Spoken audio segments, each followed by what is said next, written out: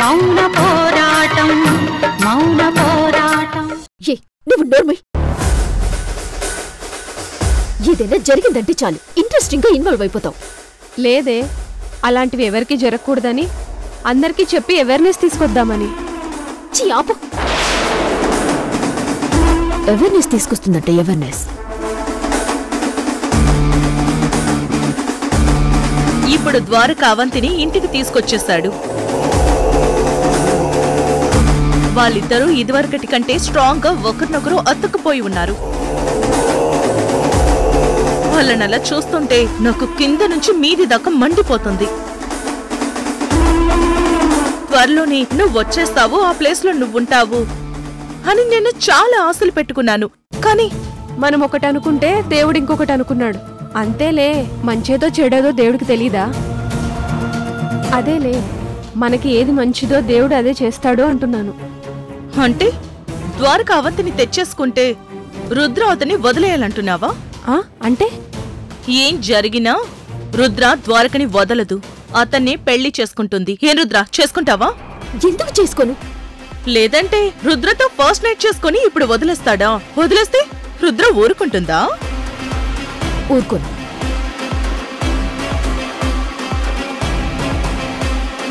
ద్వారక రుద్రని ముట్టుకున్నాడు, ముద్దులో పెట్టుకున్నాడు. రుద్రతో కలిసి ఒక రాత్రి కాపురం చేశాడు. వీటన్నిటికీ వీడియో సాక్ష్యం ఉంది. ఉంది. వీటన్నిటినీ క్రియేట్ చేశారు అని ద్వారక తప్పించుకోవాలని చూస్తే అక్కడ హోటల్లో ద్వారక సైన్, అతని ఐడి కార్డ్, అక్కడ బాయ్, రిసెప్షనిస్ట్ అందరూ ద్వారకని చూశారు. సీసీ కెమెరాలో కూడా ప్రూఫ్ ఉంటుంది. అన్నీ ఉన్నాయి. సో ఇవన్నీ పెట్టుకొని రుద్ర ద్వారకని బెదిరిస్తుంది. పెళ్లి కూడా చేసుకుంటుంది. ద్వారక రివర్స్ అవుతాడు. రుద్ర మొత్తమంతా తీసుకువెళ్లి దుర్గకి చూపిస్తుంది. ఖచ్చితంగా చూపిస్తాను. న్యాయం చేయమని అడుగుతాను. అప్పుడు దుర్గకి పిచ్చెక్కుతుంది. ఒకవైపు తను ఎంతో ప్రేమగా చూసుకునే కోడలు అవంతి, ఇంకోవైపు తన కొడుకు వల్ల అన్యాయమైపోయిన అమాయకురాలు. దుర్గకి ఎవరికి న్యాయం చెయ్యాలో అర్థం కాక నొలిగిపోతుంది. నక్షత్ర, నేను ఇదంతా చేసి తీరుతాను. దుర్గ ఏం చేసినా చేయకపోయినా నేను ద్వారకని పెళ్లి చేసుకునే తీరుతాను. ఎస్, నువ్వు ద్వారకని చేసుకుంటే అవంతి గుండె పగిలిపోతుంది. ద్వారక మనసులో తను తప్ప ఇంకో ఆడ మనిషి చచ్చినా రాదని నమ్ముకున్న అవంతికి ద్వారక చేసిన పని తెలిసి వెంటనే ఇంట్లోంచి బయటికి వెళ్లిపోతుంది. నేను ద్వారకని వదలను. ఆ అవంతి ద్వారకతో సంతోషంగా కాపురం చేయకూడదు, చెయ్యనివ్వను.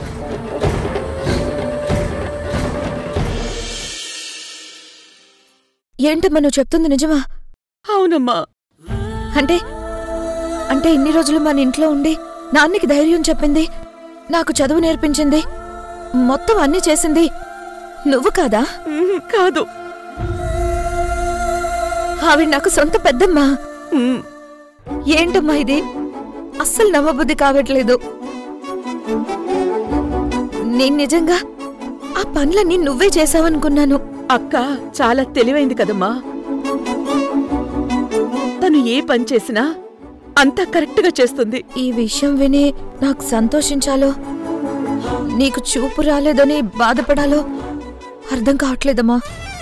సౌందర్య, అవునమ్మా, నీకు నిజంగానే చూపు వచ్చేసిందని నేనెంత సంబరపడిపోయానో తెలుసా అమ్మా. కానీ నువ్వేం బాధపడకమ్మా. నా చూపు పుట్టుకతోనే పోలేదంట, పుట్టినా కొన్ని నెలలకు పోయిందంట. అందుకే నాకు ఖచ్చితంగా చూపొస్తుందని డాక్టర్లు చెప్పారు. అక్క నా కళ్ళకి ఆపరేషన్ చేయిస్తుంది. చాలా తొందరలోనే నాకు చూపొచ్చేస్తుంది. కానీ ఇన్ని రోజులు ఈ విషయం నాకెందుకు చెప్పలేదమ్మా? ఇప్పుడెందుకు చెప్పావు? ఇప్పుడు దుర్గక్క ఆ ఇంట్లో ఉందమ్మా. తనింకో 2 రోజులు అక్కడే ఉండాల్సి రావచ్చు. ఈలోపు ఆ మహేంద్ర వాళ్ళతో పెద్ద సమస్య వచ్చింది. ఏంటమ్మా? మేమిద్దరం అనేసి మహేంద్ర విశాలాక్షులకి తెలిసిపోయింది. నేను చూపున్న మనిషిలా దుర్గక్కలా నటించాలి.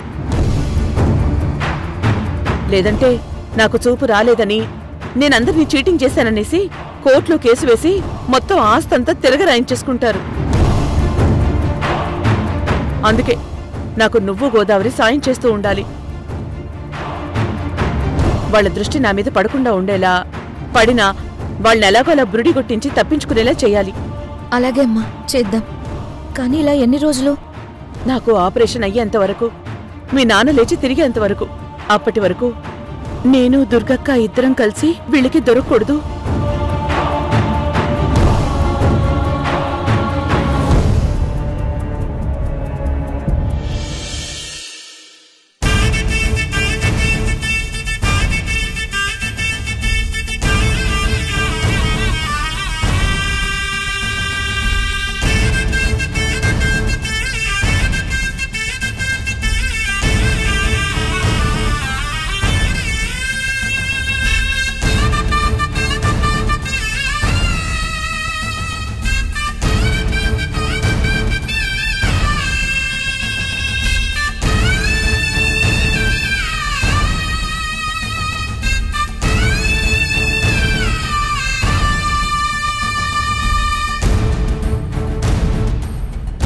అవంతి జైల్లో గడిపిన ఆ చేదు జ్ఞాపకాల్ని మర్చిపోలేకపోతోందిరా. అవునమ్మా, నేను ఎంత చెప్పినా అవి గుర్తు చేసుకోవడం మానట్లేదు. అసలు తను ఎందుకని వాటిని గుర్తు చేసుకుంటుందో నాకు అర్థం కావట్లేదు. అవంతి అంతేరా. తనది చాలా టఫ్ మెంటాలిటీ. తన మైండ్లో ఏది ఫిక్స్ అయినా తను చాలా బలంగా ఫిక్స్ అవుతుంది. అది కూడా తను జైలుకెళ్ళడం అనేది అస్సలు ఊహించని పరిణామం. దాంతో అది తన మనసుని బాగా డిస్టర్బ్ చేసింది. తన లోపల ఉన్నదాన్ని బయటికి పంపించాలి అంటే ఇంకో బలమైన సిచ్యువేషన్ ఏదో జరగాలి. అంతవరకు తను దాంట్లో నుంచి బయటపడదు. మనమే తనని డిస్టర్బ్ చేస్తూ మాక్సిమం ఆ ఆలోచనలు రాకుండా చేస్తూ ఉంటే తనకి కొంచెం రిలీఫ్గా ఉంటుంది. పద.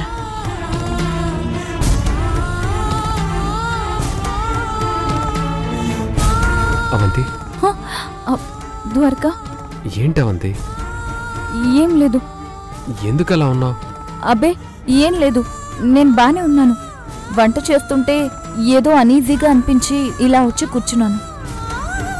అవంతి, అవంతి,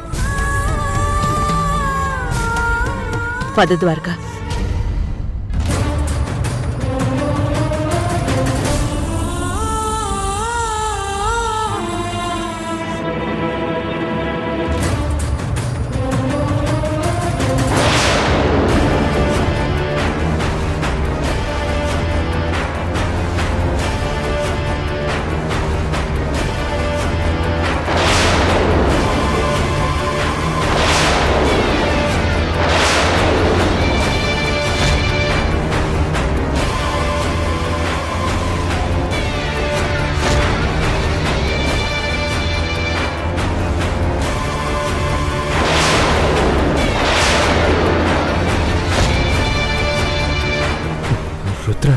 రుద్ర ఇక్కడికి వస్తుందేంటి? ఇప్పుడిక్కడ మా మధ్య జరిగిన విషయం అంతా అమ్మకి చెప్పి పెళ్లి చేయమని గొడవ చేస్తుందా ఏంటి? ద్వారకా, రుద్ర అంటే ఆ అమ్మాయిరా, జానకి మేనకోడలు, విశాలక్షి కూతురు. తనేనా?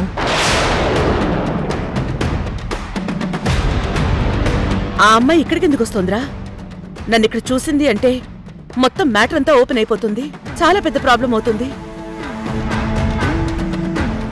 సరే, నేను లోపలికి వెళ్తాను. నువ్వు తనతో మాట్లాడి ఇక్కడికి ఎందుకు వచ్చిందో ఏంటో కనుక్కో. నా గురించి అస్సలు తనకి తెలియకూడదు. మేనేజ్ చెయ్యి, ఓకేనా? అమ్మ తన గురించి అనుకుంటుంది, కానీ రుద్ర వచ్చేది నా గురించే. అసలే అవంతి మైండ్ బాగా డిస్టర్బ్డ్గా ఉంది. ఇప్పుడు రుద్ర మ్యాటర్ తెలిసిందంటే తనింకా ఏమైపోతుందో ఏంటో. అయ్యో, అసలు మా ఇల్లు తనకెలా తెలిసింది? అవంతి బయటకొచ్చేలోపు రుద్రాన్ని ఇక్కడి నుంచి పంపించేయాలి.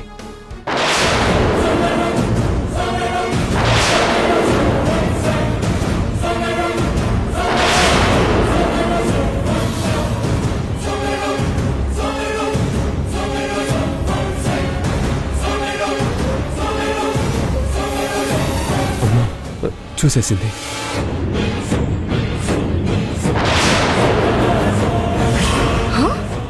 ఆహా, వాట్ సిచ్యువేషన్! సౌతులిద్దరికి ఫస్ట్ మీటింగ్. నక్షత్ర, నువ్వు సూపర్. రుద్రని కరెక్ట్ టైంకి ఇంటికి పిలిచావు.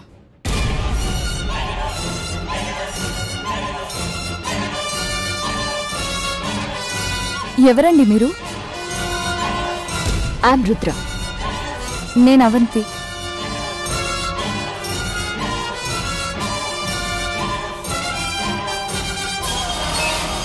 ఆహా, నా కాబోయే తోటి కోడలు ఇక్కడ ఉన్నదాన్ని బయటికి లాక్కెళ్ళడానికి చెయ్యి పట్టుకున్నట్టుగా ఉంది.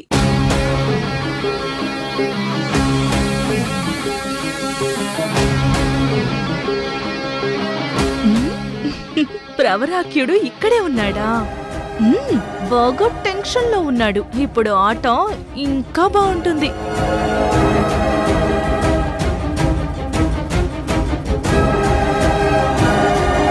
ఎవరు కావాలి మీకు? దుర్గా. అమ్మకి మొత్తం చెప్పాలని ఫిక్స్ అయి వచ్చినట్టుంది. ఇది దుర్గ గారి ఇల్లే కదా? అవును.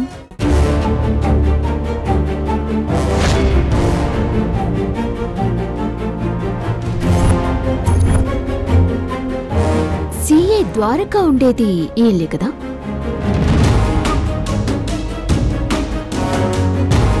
అవును.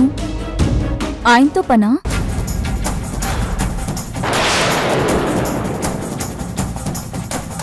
ఆయన మరదలు నక్షత్ర నా ఫ్రెండ్. నక్షత్ర ఫ్రెండా? ఓ, నక్షత్ర కోసం వచ్చారా? హాయ్ రుద్ర. వీళ్ళిద్దరూ ఫ్రెండ్స్ అంటే రుద్ర నక్షత్రకి నాతో జరిగిన విషయం అంతా చెప్పేసి ఉంటుందా? ఏంటి రుద్ర సడన్ సర్ప్రైజ్? మా ఇల్లెలా తెలుసుకున్నావు? నువ్వు మీ బావగారు సిఐ ద్వారక గారు అని చెప్పావు కదా. దాంతో సిఐ ద్వారక గారి లెక్కడా అని పోలీస్ స్టేషన్ కి ఫోన్ చేసి అడిగితే చెప్పేశారు.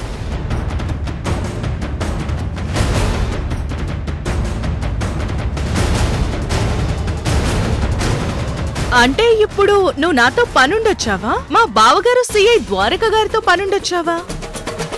నీతో మాట్లాడాలని వచ్చాను. మీ బావగారితో పర్సనల్ పనుండి వచ్చాను.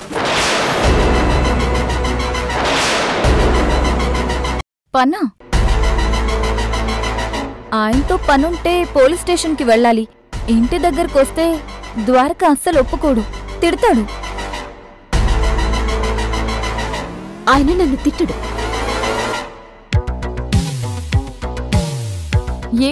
ఎందుకు తిట్టడు? ఖచ్చితంగా తిడతాడు. నువ్వేమైనా స్పెషలా ఏంటి? అవును, స్పెషలీ. నేను ఆయనకి చాలా స్పెషల్.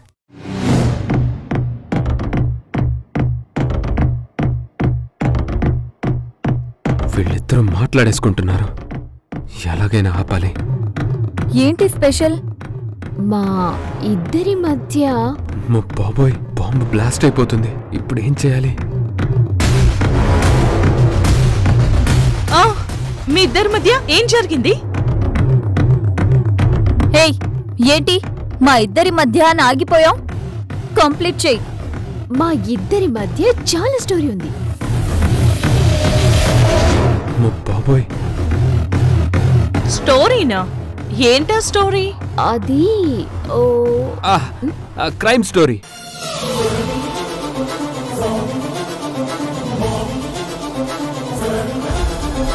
మా ఇద్దరి మధ్య క్రైమ్ స్టోరీ ఒకటి రన్ అవుతోంది.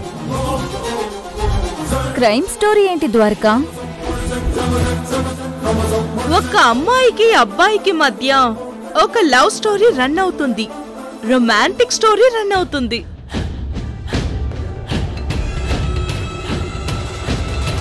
ఈ క్రైమ్ స్టోరీ రన్ అవ్వడం ఏంటి? ఎస్, కరెక్టే. క్రైమ్ స్టోరీయే రన్ అవుతోంది.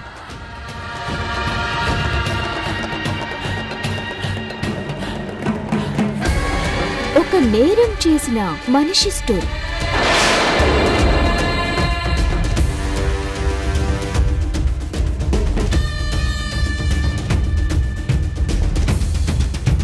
నేరం చేసిన మనిషా?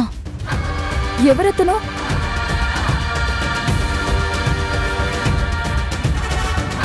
ఈ ద్వారక.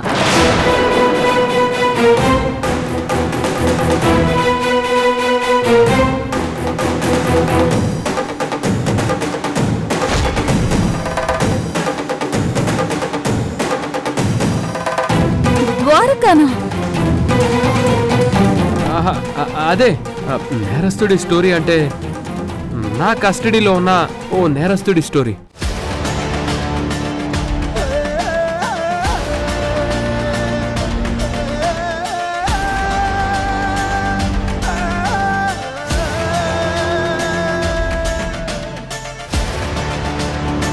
అదే అవంతి, రుద్ర ఒక క్రైమ్ స్టోరీ రాస్తుంది. అందుకే నా దగ్గరున్న ఒక నేరస్తుడి స్టోరీ మొత్తం తెలుసుకుంటోంది.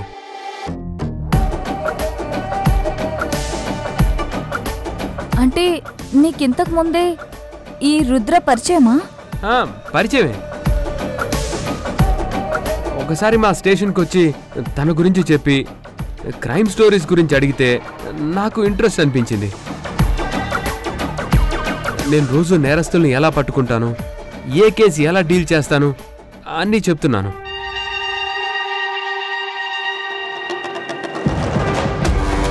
మరి ఈ అమ్మాయి గురించి నాతో ఎప్పుడూ చెప్పలేదేంటి? వాళ్ళిద్దరి మధ్య ఏముందో ఎలా చెప్తారు?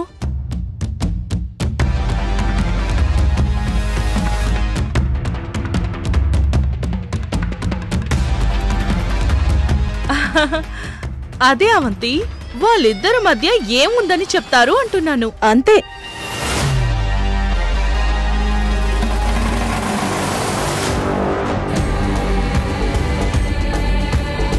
అవంతి, ఫస్ట్ టైం మన ఇంటికి వచ్చిన రుద్రకి కాఫీ ఏమన్నా ఇస్తావా, అలాగే పంపిస్తావా? ఓకే ఓకే, ఇప్పుడే తీసుకొస్తాను. రుద్ర, ఒక్క నిమిషం కూర్చో.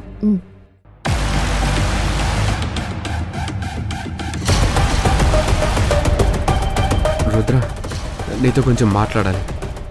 ఇలా వస్తావా ప్లీజ్?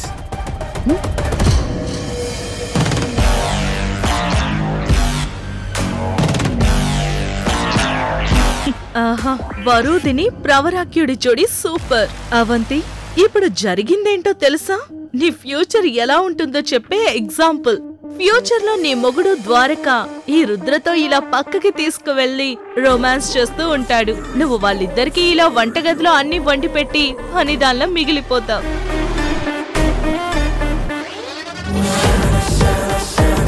అసలు నువ్వు ఇక్కడికి ఎందుకు వచ్చావు? నీ విషయం గురించి మీ ఇంట్లో అందరితో చెప్పి మన పెళ్లి ఎప్పుడు చేస్తుందో మీ అమ్మని అడిగి తెలుసుకోవటానికి.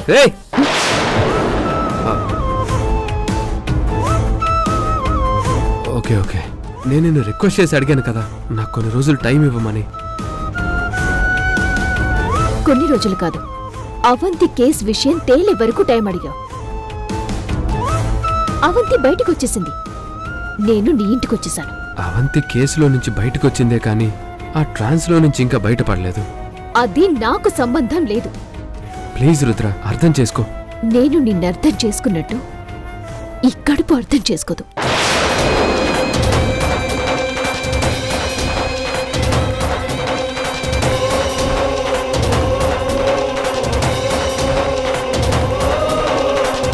వాట్? కడుపా?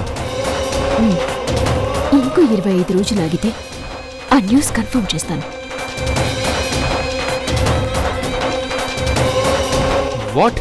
అది కన్ఫర్మ్ అయ్యేలోపు నా మెడలో ఈ తాళి కట్టు.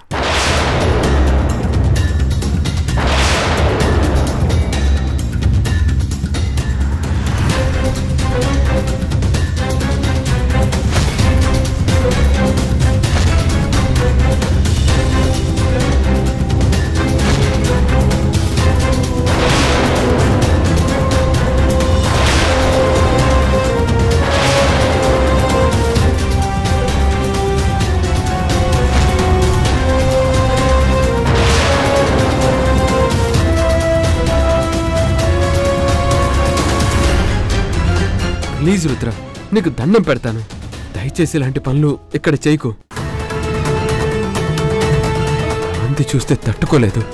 నువ్వు చేసిన పనికి నేను తట్టుకోవాలా? Please Rudra, please. ఆహా, ఎంత బాగుంది సీను. బావగారు, అక్క రుద్ర కోసం కాఫీ తెస్తుంది. ప్లీజ్ రుద్ర, పద. చూడు, ఇప్పుడు వదిలేశాను అని ఎప్పటికీ వదిలేస్తానని అనుకోవద్దు. Mind it.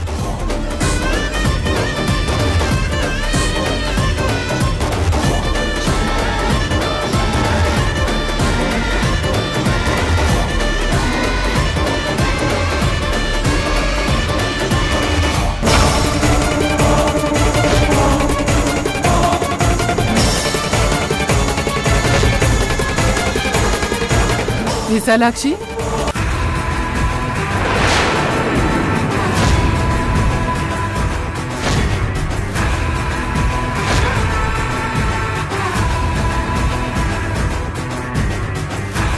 దుర్గా, నువ్వేంటి ఇక్కడ?